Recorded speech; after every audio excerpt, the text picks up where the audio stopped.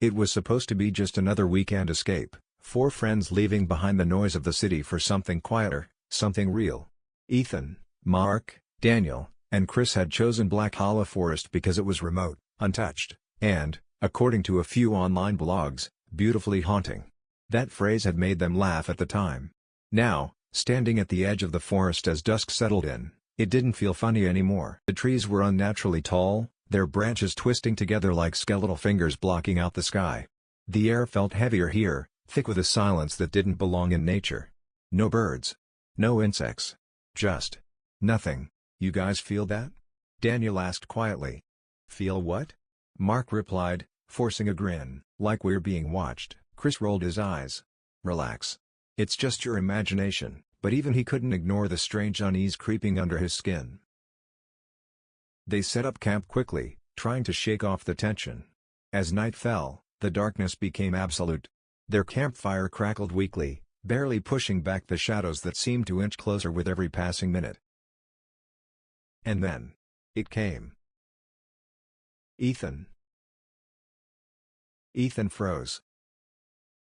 The voice was soft, almost gentle. It sounded like someone calling from a distance. Familiar. But wrong. "Did you hear that?" he whispered. "Hear what?" Mark asked. Before Ethan could answer, another voice echoed. "Mark." Mark's smile disappeared. That one sounded exactly like his younger sister. The forest, once silent, now breathed with whispers. One by one, each of them heard something. Daniel heard his mother calling his name, the same tone she used when he was a child.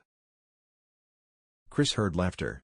His best friend's voice, the one who had died 2 years ago. The whispers weren't random. They were personal. They knew them. "Okay. This isn't funny anymore," Chris muttered, standing up. "Someone's messing with us." But there was no one else there. The whispers grew louder. Closer. "Come here. Help me. Please." It wasn't just calling anymore, it was begging. Ethan felt an overwhelming pull in his chest, like something was drawing him toward the trees. "I'm just going to check," he said, grabbing his flashlight. "Don't," Daniel warned. "We should stay together." But it was too late.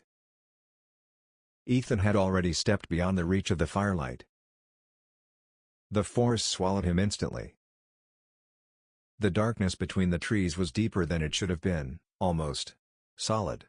His flashlight flickered, casting long, distorted shadows that seemed to move on their own. "Hello?" he called out. No answer. Then, "Ethan." Right behind him.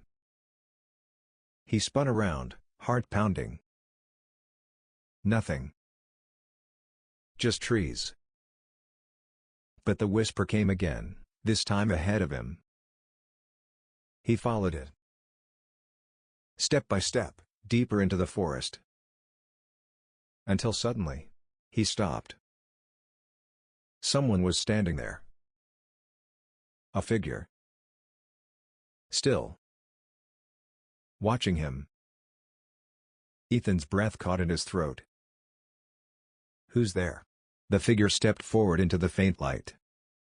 And Ethan felt his entire body go cold. It was him. Same face. Same clothes. Same terrified expression. But something was wrong. The copy wasn't breathing. Its chest didn't move. Its eyes didn't blink. And then, it smiled. A slow, unnatural smile that stretched too wide. Ethan stumbled back. No. No, this isn't real. The copy tilted its head. And spoke. "You shouldn't have come." Back at the campsite, the others grew restless. "It's been too long," Mark said. "We need to find him." Reluctantly, they left the safety of the fire and entered the forest together. But the moment they stepped in, something changed. The path behind them vanished. Wait. Where's the camp? Daniel turned around, panic rising. It was gone. Replaced by endless trees. The forest had trapped them. Then the whispers returned, louder, overlapping, suffocating. Mark. Daniel. Chris. Each voice pulling them in different directions. No matter what happens, we stay together, Daniel said firmly. But the forest had other plans. A shadow moved between the trees. Chris turned to look. And froze. Standing just a few feet away from him was himself. But this version was wrong. Its face was pale, its eyes hollow, and its smile empty. "Guys," Chris whispered, backing away. But when the others turned, they saw their own copies too. 4 figures. Identical. Silent. Watching. Then, all at once, they moved. Chaos erupted. Mark ran blindly through the forest, branches tearing at his skin. Behind him, he could hear footsteps, perfectly matching his own. No matter how fast he ran, it stayed with him. Right behind him. Breathing. Or, pretending to breathe. "Stop running," his own voice echoed behind him. "You can't leave."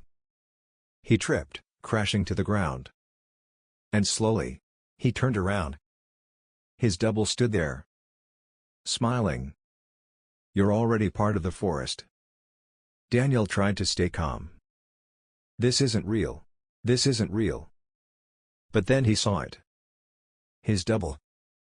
Standing directly in front of him. It didn't move. It just stared. And then, it spoke in his voice. "We've been waiting for you." Daniel shook his head. "What are you?" The thing smiled wider. "Replacements." Chris screamed as something grabbed his shoulder. He turned. But no one was there. Only whispers. Right in his ear. "You belong to us now." By morning, the forest was silent again. A search team arrived after the boys were reported missing. They moved carefully, guided by locals who refused to step too far inside. Deep within the forest, they found them. All 4 of them. Standing still. Side by side. Unmoving. "Ethan?" one of the rescuers called out. Slowly. All 4 heads turned at the exact same time. Their movements were perfectly synchronized. Too perfect. Their faces were blank. Their eyes empty. And then, they smiled. Wide. Unnatural. Wrong. The rescuers froze. Something wasn't right. These weren't the boys who had entered the forest. These were copies. And somewhere, deep within the endless darkness of Black Hollow Forest, the real ones were still there. Trapped. Listening. As new whispers began to rise again. Calling out fresh names. Waiting. Always waiting. "Come here. Don't be afraid. We've been expecting you."